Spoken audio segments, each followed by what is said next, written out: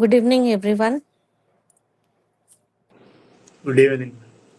Today, we are going to continue with the next part of our syllabus. Mainly, we'll be going through this new criticism and structuralism today, which is there in your course. Although in our previous classes we have discussed about this, but today we are going to do a deep study of this, the whole background and how these criticisms came into existence.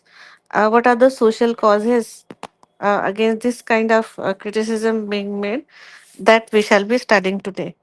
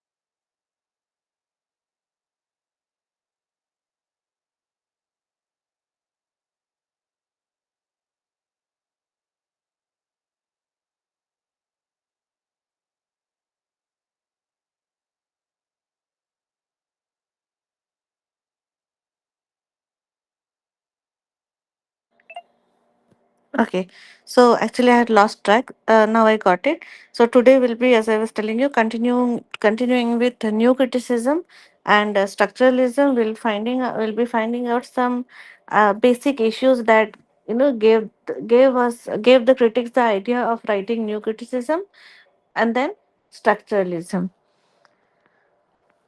So now. As I told you, we have already taught new criticism. So we will once more in detail discuss about new criticism. And then we will also talk about the evolution of critical thoughts between new criticism and the rise of post structuralism. Okay, and then we'll put these two criticism in parallel, and we'll discuss the roots of deconstruction theory that was followed by, or you can say that that was the result of these two criticisms, okay, namely new criticism and post structuralism. All right, so you can see that today we'll be discussing two very important critical and theoretical movements, okay, that came before the theory of deconstruction. When these theories came, the whole body of criticism uh, got evolved and changed, and a criticism got a new face to think about. Okay, and so you can see that these two criticisms, new criticism and structuralism, they actually provide the soil from which uh, actually it provides the soil from which the theory of deconstruction grows. Okay, so new criticism, it actually broke off from the conventional historical and biographical approach to reading. Okay, so new criticism, it was a breakthrough uh, theory. Okay, which gave us to look at criticism away from the historical or biographical approach to reading literature, and it focused exclusively on the text. Okay, it is a tendency similar to the close focus on language in structuralism. So, in new criticism, it said that if you, as I have already told you, if you're looking at a text, look at only at the text.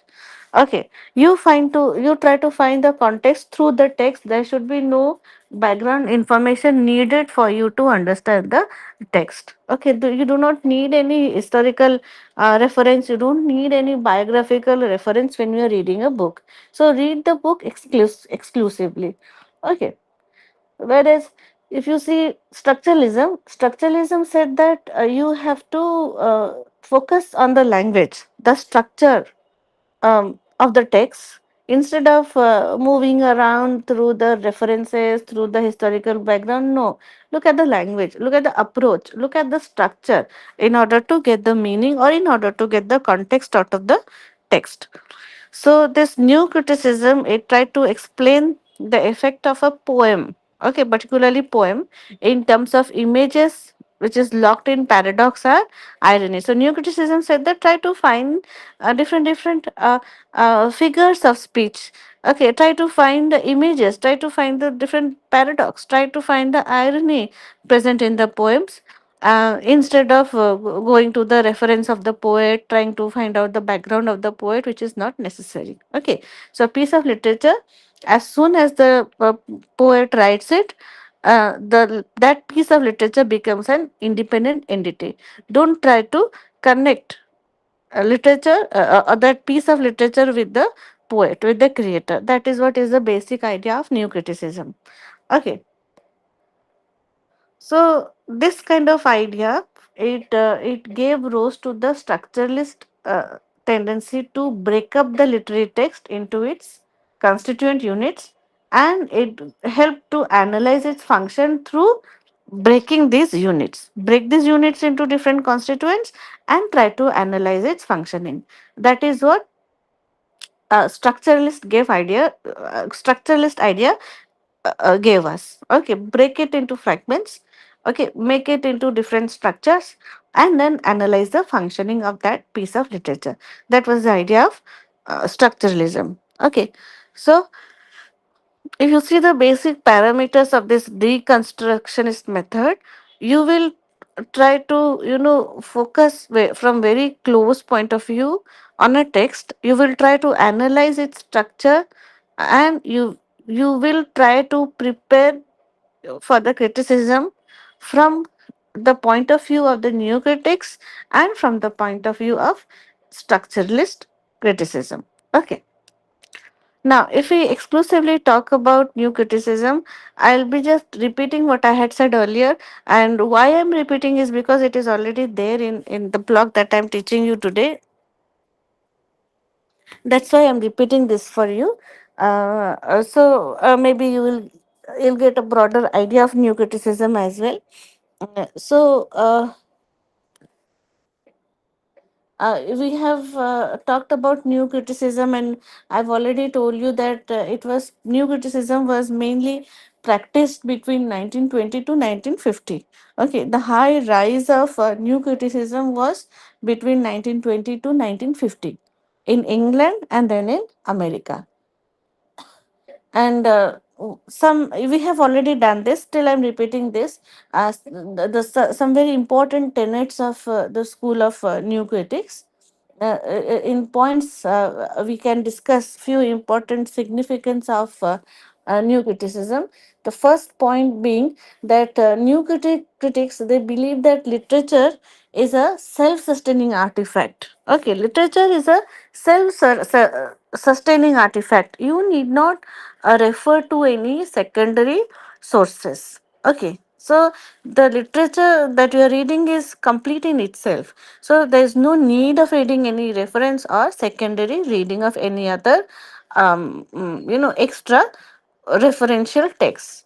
So new critics believe that literature is a self sustaining artifact, and therefore it should be discussed only through close reading of text. If you want to understand, closely read the text. Okay, try to understand, try to interpret, try to analyze from your own stand, from your own point of view. They said that this work of literature, they worked without any assumptions, okay, about the author's intention. Do not try to find out any. There's not, it is not necessary, according to them, according to new critics. It is not at all necessary to find out author's assumptions behind writing such pieces, his or her intention to write such kind of pieces. There is no need for you to find out the works relation to history or society or the sciences. Okay, and this new criticism did not at all value any subjective response. Okay, so the gist of this number one significance is that that a text's meaning was to be found through careful attention to the complex verbal texture present on the page. There are certain complex structures in the text. Try to decipher it and try to understand it. There is no need to go to any background information in order to decipher that particular point of view of the author. Okay. Then second significance of new criticism is that within literature, okay, poetry was seen. They, so new critics gave a lot of importance to poetry. So they said that poetry was seen as a special kind of language. Okay, according to new critics, poetry had a special kind of language, and that said things that could not be paraphrased. Okay, so poetry is actually a very compact uh, piece of emotions. Okay, emotion is represented in a very compact way in poetry. So according to new critics, it, when it is already so compact, why do you you do not need any more paraphrasing it. Okay, it is already very compact, very small, very, what do you say, squeezed idea and expressions and emotions. So therefore you don't need to paraphrase it further. So, therefore, a poem was said to process an organic unity with form and content being inseparable. So, they said that in poetry, the two most important things are form and content. They are inseparable. So, there is no need of paraphrasing it and disturbing the whole form and content of the poetry. So, further, new critics, they tried to displace content in literary analysis, and they treated the works from form as its content. So, for them, the form of the poem was the content for them, for the new critics. So for them, for the new critics, form was treated as a self-contained and autonomous entity. For them, form of a poem was completely autonomous. Okay, and that deserved all critical attention. For them, form was more important. Okay, so that is what is referred to formalism in new criticism. This I have already discussed, but as it is there in your syllabus once more in your block, that's why we are talking about the same thing. So when they talked about the form to be very important, okay, as I told you, for them content and form were significant. And for new critics, they treated form as a very self contained and autonomous entity. Okay. And therefore, when it was self contained and autonomous entity, it needed a special critical attention. What? Form. Form needed a special critical attention. And that is what is the idea of formalism in new criticism. Now, the third important significance of new critical idea is that they said that the form of a poem was defined by the new critics primarily in terms of its images. Okay, so you will ask me what is form? Okay, content, we understand that content is the whole idea of the poem, but what is form? So form is actually nothing but when we are talking about the images contained in the poem, those are the forms. Okay, so if you read a poem very closely, then according to new critics, the reader's primary identification of key images is the main pattern of reading a poetry. Okay, if you try to find the key images, which is a part of the form, that is the main intention of the reader. So if you find figures of speech like paradox and irony, they were a very important and very controlling figures of tension in a poem. Okay, very important part, very important, critical aspect of reading a poem according to new critics. Okay, so paradox and irony, they were considered most important because they were thought to reflect the structures of human imagination. Okay, so we use figure of speech, especially irony and paradox. These two were most significant for the new critics because according to them, these figures of speech, mainly paradox and irony, they reflect the structures of human imagination itself. It talks about our imagination, and how our imagination is being structured is identified through the understanding of figures of speech, particularly like irony and paradox in a poem. Okay. Now, what ideas were involved when we moved away from new criticism to structuralism? See, this idea of new criticism slowly started declining in 1950s. All right. And one of the chief causes for the decline was that it concentrated on the isolated literary text. Okay.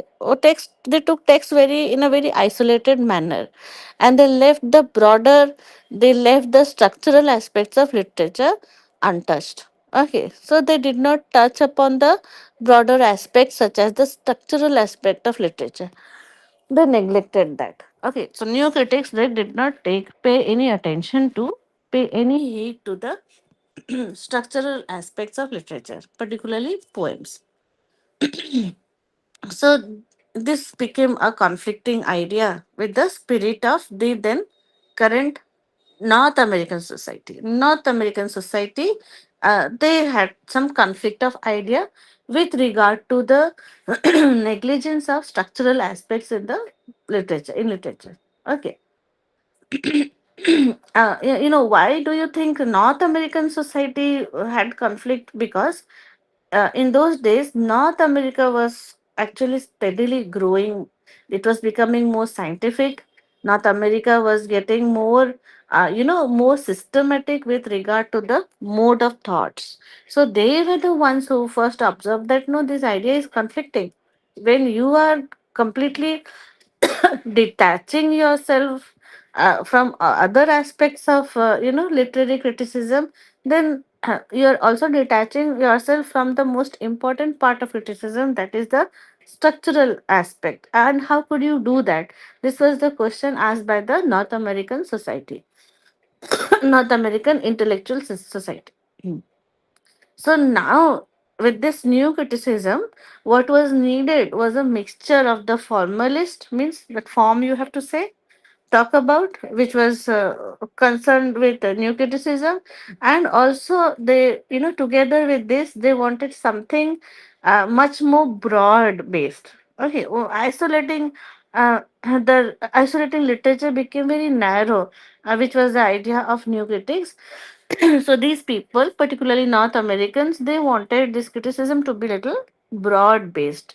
Okay, so they wanted to make criticism a good deal more systematic and scientific. So criticism also, they want to they want to add certain more intellectual fervor into the mode of criticism with regard to new criticism. So they wanted now they wanted the criticism to be more systematic and scientific. So what to do? There was a lot of conflict at that time. So the solution finally arrived in 1957. Okay, and this is very important, this is very path-breaking criticism by Northrop Frye's book called Anatomy of Criticism. Okay, Northrop Frye, he wrote a very important book called Anatomy of Criticism, and from here came or rose the idea of structuralism. Okay, Northrop Frye, Northrop, Northrop, Frye. Northrop Frye published a book called Anatomy of Criticism. Okay, and what did he do in this book? In this book called Anatomy of Criticism, he mainly you know tried he mainly spoke about the limited single text perspective of new criticism. So when you read the text from your point of view, it became very single perspective, when only you are saying and there is no other reference that you are putting. So Fry felt that contemporary criticism had become had become very subjective. It had become very subjective in its value judgment, and he further thought that this kind of criticism needed some discipline, or you may say some objective system it needed. It had become very subjective. So he believed that literature itself was very objective system, and it needed to be worked through certain objective laws. Some objective laws should be followed. Otherwise, it is becoming very objective. Okay. So Fry's theory here in this book, it viewed literature as a recurrence of mythic archetypes. Okay, mythic archetypes, certain similarities, or you can say stereotypes, and unlike new criticism, Fry found some alternative history should be there. So the history of literature itself, no other history, but he said that history of literature should be included when you are trying to make some criticism. So Fry viewed each literary text as a structure. Okay, consider this to be very important, please. Here it says that Fry, he viewed each literary text as a structure. Okay, and this structure, which was composed of various, mythical archetypes. Okay, mythical, I may say ancient or old, some archetypes were there. So, literature for Fry, if you try to put it very simply, it became a system of individual literary structures.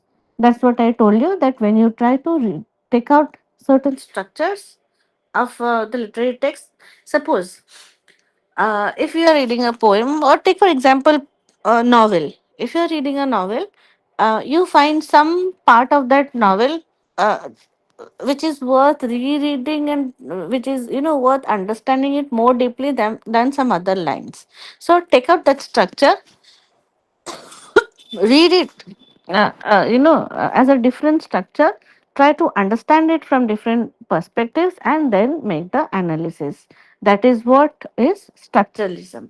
So literature for Fry, it became a system of individual literary structure. So criticism was actually, according to Fry, was setting the task of identifying and classifying the objective laws of literary system.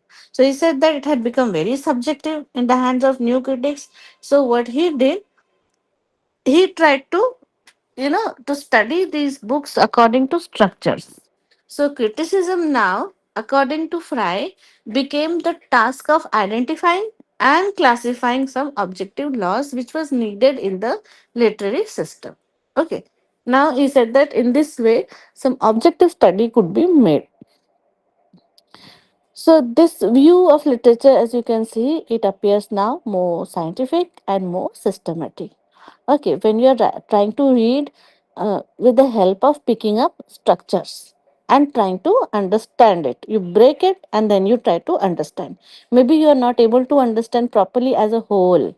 Okay, so you break those novels or any literary work into chunks and then try to read, analyze, interpret. So that will become very objective. Okay, very little easy and very scientific and methodical.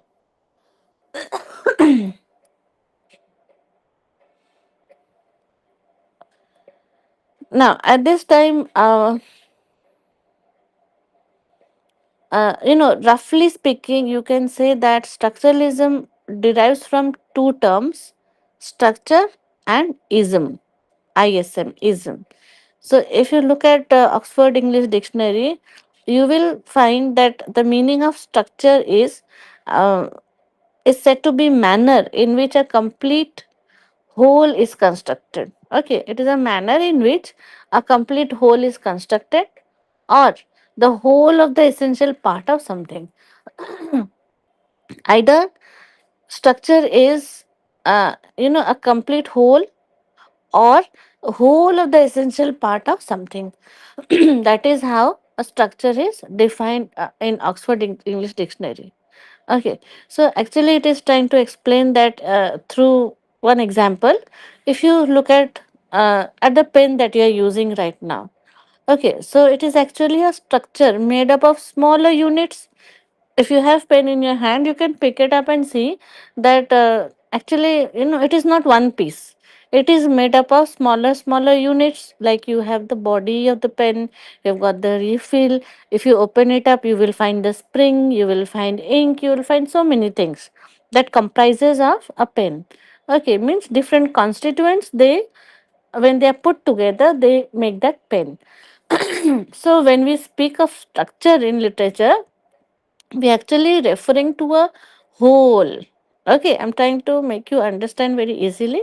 So when you're looking at the structure in literature, we refer to whole with certain essential constituents like ism. Okay, the suffix ism. Structuralism. Okay, and what does this ism suggest? It suggests a system. Okay, this ism suggests a principle. Okay, that is based on the word, the principle that is based on the concept to what you understand.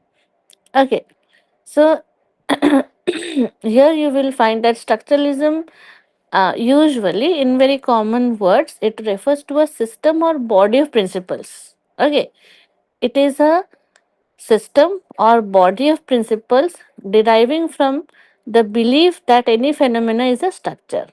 So you take out a system of a body, okay, and then you say that that is a structure, means a whole with certain essential constituents. Now, when you take out a structure in literature, doesn't mean that randomly you pick something. No, you randomly pick a part that seems to be complete, that makes a sense. And then you try to understand from your own perception. So also, you're free to analyze and interpret from different levels of your perspective. Okay, so that is what is structuralism in literature. And the belief that everything could be studied as a structure, this idea that everything that you want to that you want to study, you can study it through structures. Okay, this idea seems to be firmly grounded in 19th and early 20th century. Okay, early 19th and 20th century, they believed very seriously that for any study you can do with the help of picking the structure को उठा के you can study. Okay, and this was a typical Western thought. So at that time, both Marx and Freud, they considered that certain phenomena in society or psychology, whatever, were made possible by underlying system and structures. So both Marx and Freud also believed in this idea of structuralism, and they said that any phenomena which is there in society or psychology, you can make it possible through underlying systems and structures. So for Marx, Marx spoke about superstructure. See, he also propagated this theory. He said that there is the existence of the superstructure.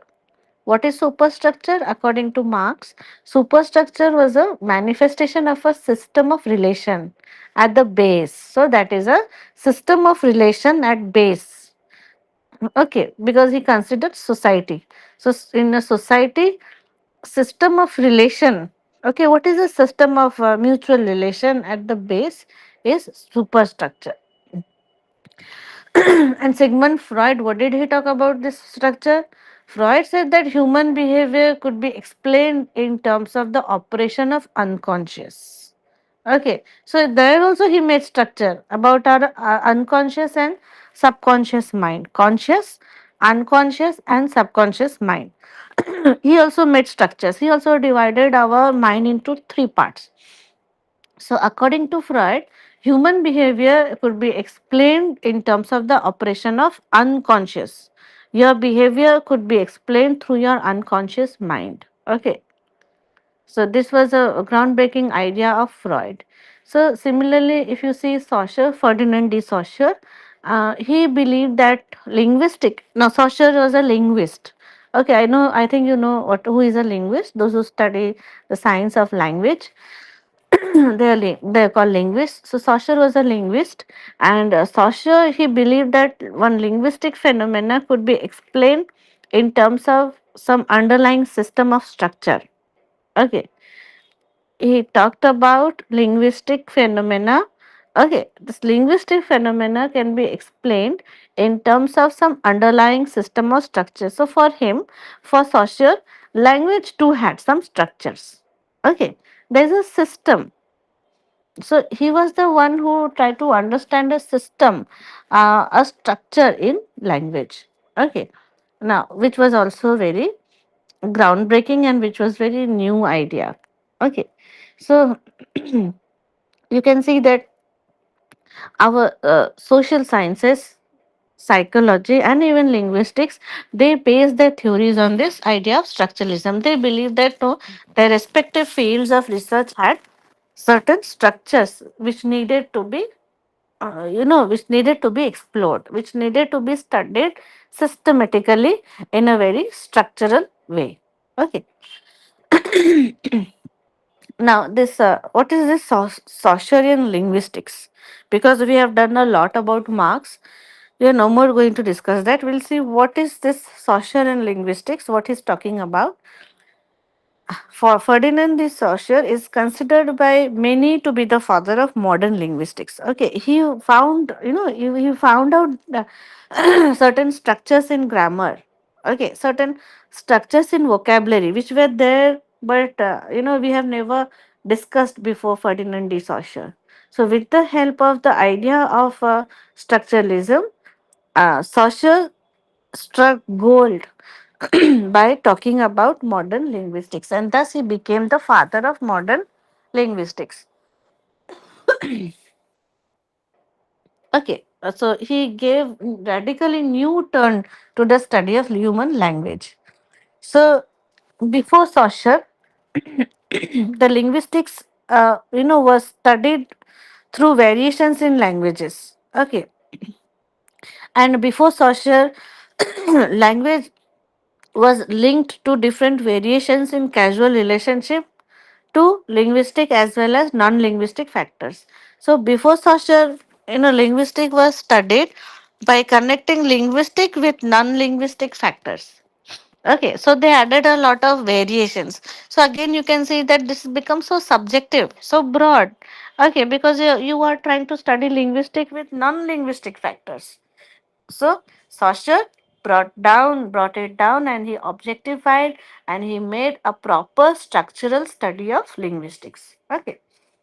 So these differences that you see were usually noted and analyzed by actual speech acts, okay, of some individuals.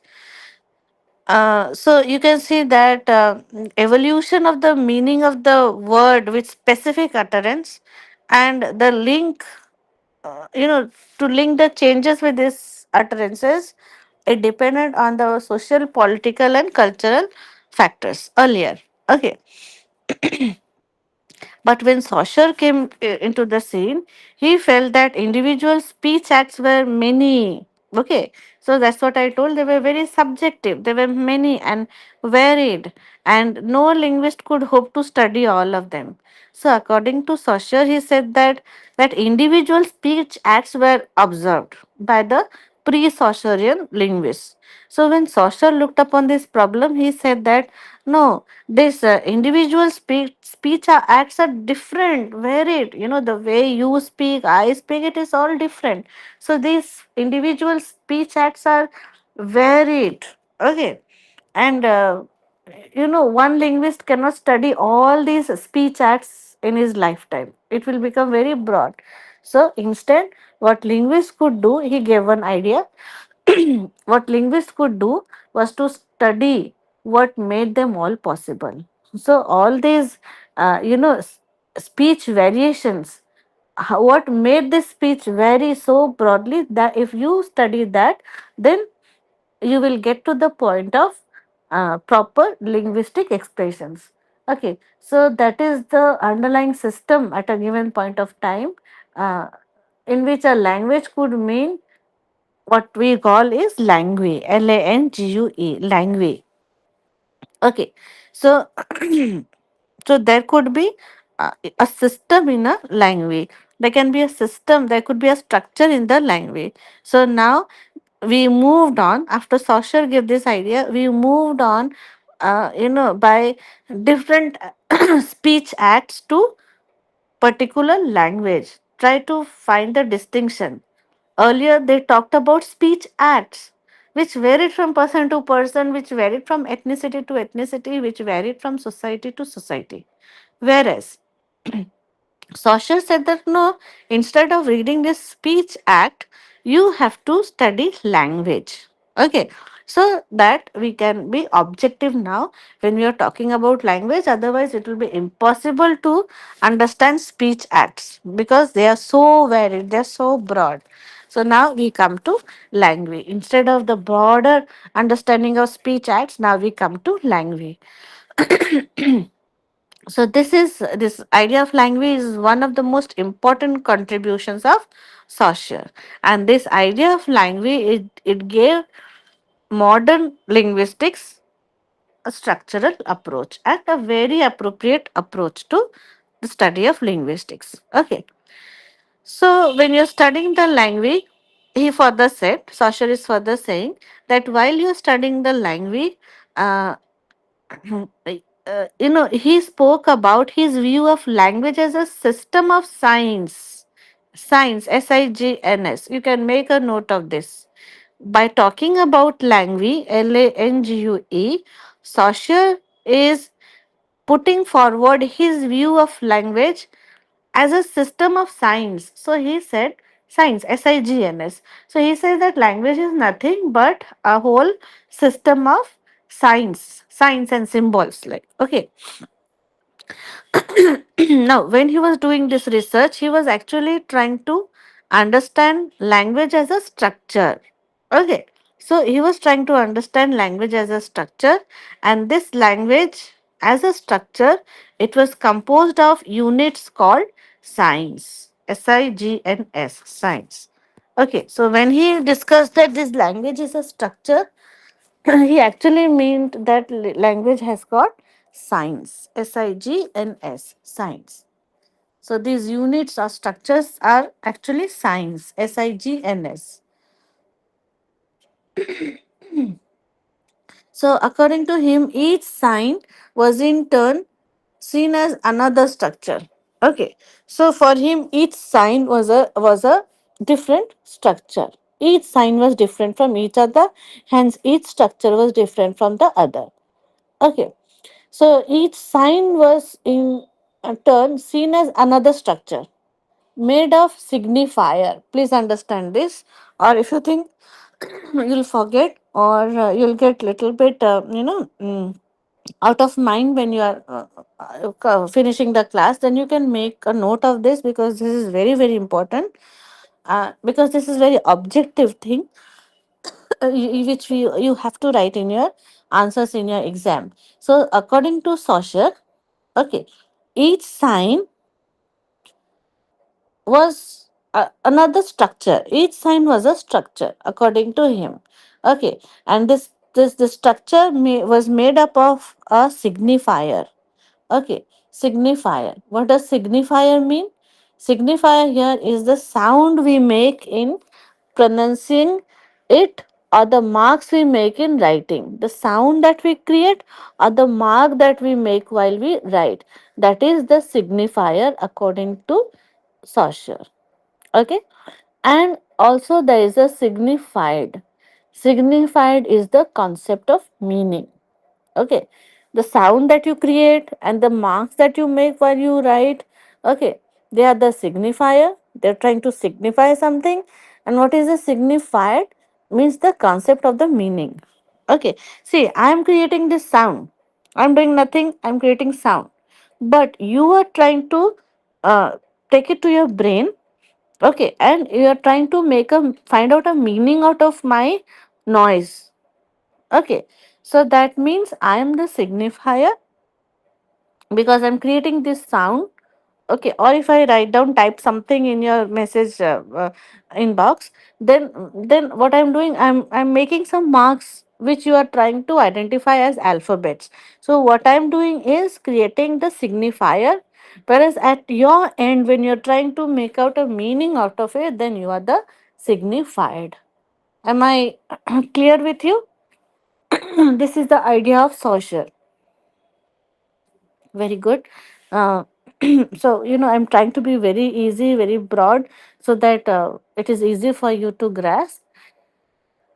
So once more I'm repeating for you. He says that that language, language has got different units, and thus it is called structure according to Saussure. And language or language can be studied in structure. And there are two main structures here, the signifier and the signified. Okay. So he is trying to understand language as a structure. Okay, and this structure is composed of different units. Just like I told you, if you remember this, then you will remember the linguistic structuralist idea. Like your pen, one very simple example. Your pen. Your pen is just not one thing. If you open it, you will find it has got different components, different units. Just open up. You will see that there's a body, there's a refill, there's a spring coming out, popping out. Okay. Then you see there's a nib or the lid that you call. If you remove the lid, you'll find the ink smudging your hands and fingers and your paper. Okay. So there are so many components. Similarly, according to Saussure, he was studying that this language has got different components. Okay. So, and all these components comprises of two things, that is signifier and the signified. Okay.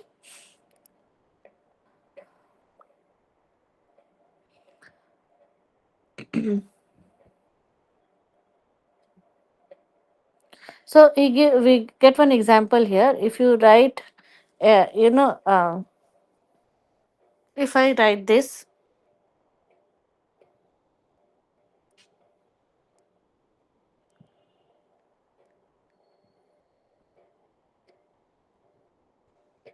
okay. So if you see your message, what you see, I have made some marks in your message inbox. Okay. Called CAT. Okay, that you can see in your message box. So, or this is the written expression that give, or I can say cat. That kind of noise I can make. Okay, so uh, so these are actually the signifier that I'm doing. Either I'm writing or I'm creating the noise. So that is called the signifier. Okay, which evoke the concept or signified cat. Okay, in every reader of English language. So when you are reading it, what I have written, those marks, cat, and when you are able to connect those scribblings that I made with something, some creature, when you are connecting, then that is the signified. Okay, from my end, whatever noise I am making or whatever marks I am making here, that is signified. What you are receiving is the signified. Okay. Now, but the important point here that you should observe, why I give such broad example, important point that was made here by Saussure was that the relationship between the signifier and the signified is completely arbitrary. Okay. So there is no inherent reason why these three black marks should be cat always. Okay, other than cultural or historical convention. Suppose you have a dog called cat. So when I'm talking about a cat, maybe you interpret it, you understand it in different way because you have named your dog as a cat. Okay, so you may understand it from your end. Okay, so signified actually can get interpreted according to his own cultural or historical or societal convention, because there is a particular linguistic community, okay, and which continues to use this link between marks and concept. So the relation between the whole sign, signifier plus signified, okay, and what actually is it referring to, which Saussure called it referent, okay, referent. So the four-legged furry animal is cat usually, but you may take it to another way. So what I am trying to say is called referent according to Saussure. So Saussure argued about two arbitrary links. It talks between a signifier and signified. He is talking about the sign and the referent both. Okay. What I am trying to say, that if you try to understand, that is referent. Okay, you may interpret it in your own way, but the way I am trying to explain and the way you understand, that is a referent.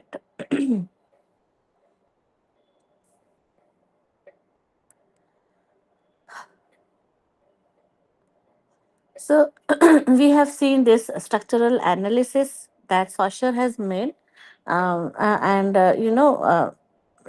he makes a structural analysis of language, and he attempts to examine the conditions that allow language and meaning to function. Okay, language and meanings should go side by side, and he's trying to explore more that how meaning is made possible, and that he tried to explore. So Saussure hoped that his linguistic theory would be applied to other social and cultural phenomena as well. So through his linguistic theory, Saussure claimed to have started this concept of semiology. Okay, he is said to have started the theory of semiology, Semiology. Semiology is a science that studies the lives of signs. Means linguistic or societal, whatever.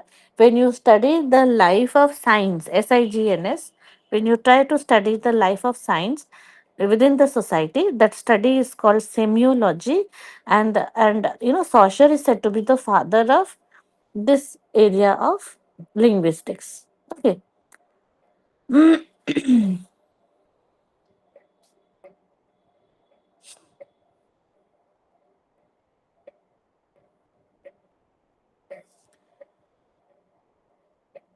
Now let us move further and discuss about what wave what kind of wave came along with the theory of deconstruction. See, first we saw new criticism. It gradually became redundant, and people thought that no, this should be a little bit more, more significant. It should be more objective. Uh, So idea of structuralism came up. Now, what made the rise of deconstruction? Now, this is a very significant theory that came into being, and how it came into existence. We'll discuss that. And why do we need this theory of deconstruction? What is its relevance? We are going to see. Now, first we will try to, fix the gap between structuralism and post-structuralism. Then we'll give some idea and definition of deconstruction, the theory of deconstruction, and then we are going to outline some of the common strategies which was used by deconstructive analysts. Now, as I told you, structuralism flourished for for a certain period of time, but the period of its fame was very short. Only 2 decades, means 20 years or so, idea of structuralism was very prominent in the European, in the Western society. In, if you see late 1960s, there's another movement that came up. Okay, and it derived its name from structuralism, and it began to emerge as post structuralism. Now, post means after. After what happened after the idea of structuralism came.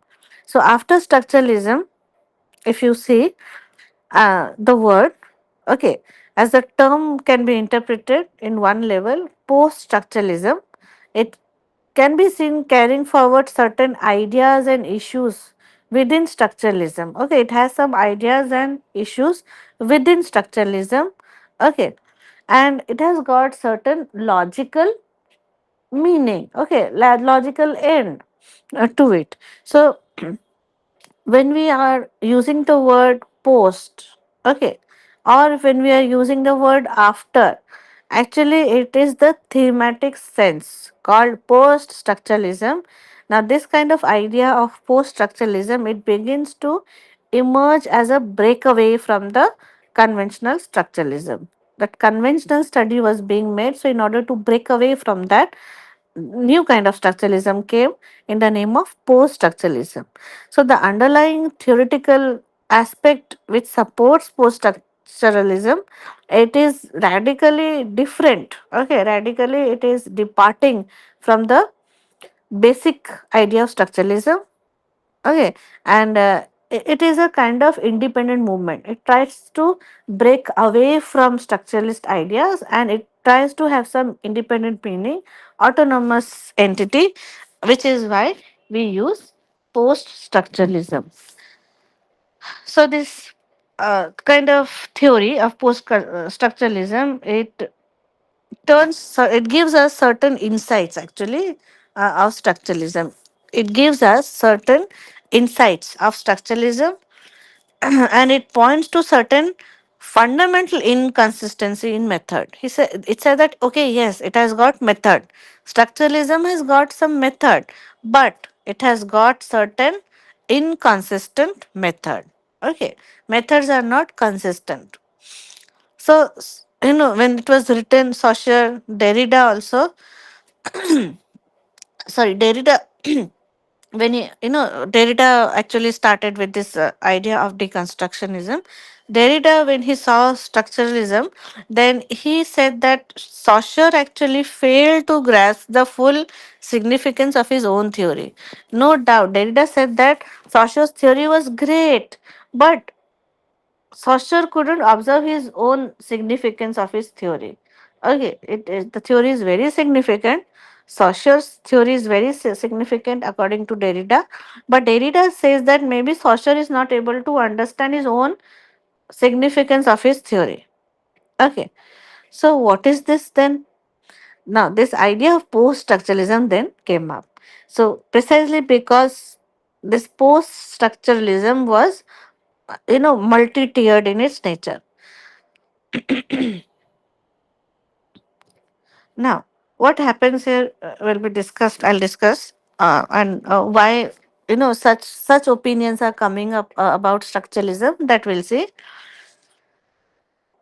Now, uh, Derrida, he always, resisted the attempt to reduce deconstruction, and he find to, uh, conceptualize a method or technique. Okay, he wanted to conceptualize a technique, a method for the study of structuralism. So, for this, he precisely accepted this idea, or he assumed that meaning can be grasped in the form of some proper self identical structure. Now he's talking about a text. Okay, Derrida is talking about a text, and he says, he assumes that you can grasp the meaning. Okay, if you're reading a text and if you want to understand the meaning, what the text or what the structure is trying to say, the structure of the text is trying to say, then he said that you can assume the meaning of certain part of the text, you can grasp it in the form of proper self identical concept. Okay, and that is what he says is the deconstruct. That is what is to deconstruct. So,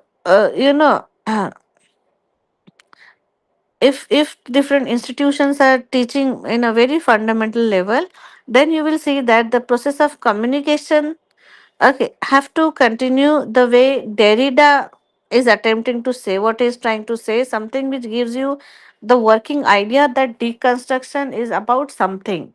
Okay, so this idea of deconstruction in this spirit, it gives a lot of idea about Derrida's refusal to define deconstruction on certain different phenomena. Okay, so deconstruction, if you talk about or if you want to define deconstruction, now it has been broadly defined. Deconstruction, idea of deconstruction has been defined as from philosophical point of view. It has been defined from political point of view. Okay, it has been defined from intellectual point of view, or simply it is sometimes defined as a strategy of reading also. Okay, now these are different points of view how we will assume as students of literature. So, as students of literature, and when we talk about certain literary theory, let us not go to philosophical or political or different intellectual interpretation of deconstruction. Let us take it from our own literary theory. Okay, from the perspective of literary theory, then we should be, interested to know how powerful is this kind of idea or theory of deconstruction. Now, what Derrida is saying, Derrida says, traditional philosophical opposition, we have not a peaceful coexistence of facing terms, but a violent hierarchy. Hierarchy of what? Tradition and philosophical opposition. He says that there is no peaceful coexistence, there is a hierarchy, feeling of up and down. So, one of the terms dominates the other. Okay, and it occupies the commanding position. To deconstruct the opposition is above all. Okay, so he says that when there is a hierarchy, it should be broken, and deconstruction comes here to the scene in order to break such kind of hierarchy. Okay, and he says at a particular moment to reverse the hierarchy. So now deconstruction comes to the scene when there are hierarchies with relation to tradition, with relation to philosophy. Okay, one feels oneself superior to the other. So in order to break this hierarchy, deconstruction, idea of deconstruction comes to the scene. Okay, so, through deconstruction, Derrida implies that he actually looks upon a text as inherently riddled within hierarchical oppositions. Text. If you take a text, you will see that it has got riddles, okay, puzzles, and puzzles are actually different ideas which are messed up in a text. Purposefully they are done. Okay, and these ideas, according to him, he could see these ideas very hierarchical. Some ideas are better, some ideas are little lower. Okay, there's a hierarchy of this whole ideas if he looked when he looked at the text. So he said that for this hierarchy of ideas, a deconstructive reading is needed. Okay. And when you use this deconstructive reading, it will not only oppose this hierarchical understanding, but also it will show that the superior term in the opposition can be seen as inferior. Means if you are looking at a text, if you are looking at certain part of the text, you will find some idea is better than the other idea. But if you give a deeper thinking from your own perspective, if you think it deeply, you will find that no, what the superior idea is in fact inferior, and the inferior idea that looked inferior is actually superior. So these are the riddles used in literature, which if you read from the perspective of deconstructionist theories, then you are going to understand deeply which are superior ideas, which are little less superior ideas. Okay, So, deconstructive reading for him is needed in order to find actually which ideas are more worthy than the others. Okay. So, when we put together some strategies of deconstruction, which was outlined by Derrida's writing, okay, you will find a working definition of deconstruction coming up. So, according to him, to deconstruct a discourse means certain ideas, is to show how it undermines the philosophy it asserts or the hierarchical opposition on which it relies by identifying in the text and then dismantling the rhetorical operations that produce the supposed ground of argument, the key concept or premise. So, he says that you have to deconstruct. Okay, construct and deconstruct means you have to identify the text. Okay, you have to see the rhetorics, the style of writing, the meaning of the text, the inner meaning of the text, and then you have to decipher for yourself which idea is superior to the other. So this is the whole idea of deconstruction. So deconstruction overall is a searching out. Okay, it is searching out or dismantling operation conducted on a discourse. So you have to actually dismantle the earlier ideas assumptions that you have. Okay, read it so deeply that you'll be able to not only find the rhetorics that proves your idea of the text which is better and which is not. Okay, and in that way you are deconstructing the text and you are creating your own ideas from your own perception, and in literature you are free to do that. Okay, so today it's about 7 o'clock. So I'll be taking leave. I think you have next class after this. Your next teacher will be joining soon. So in the meanwhile, I take your leave, and I can also understand that this is very dry. There are no stories, there are no interpretations, there are just theories and theories and theories. Anyway, we have to continue with this. Tomorrow I shall continue. So goodbye for today. We'll meet tomorrow.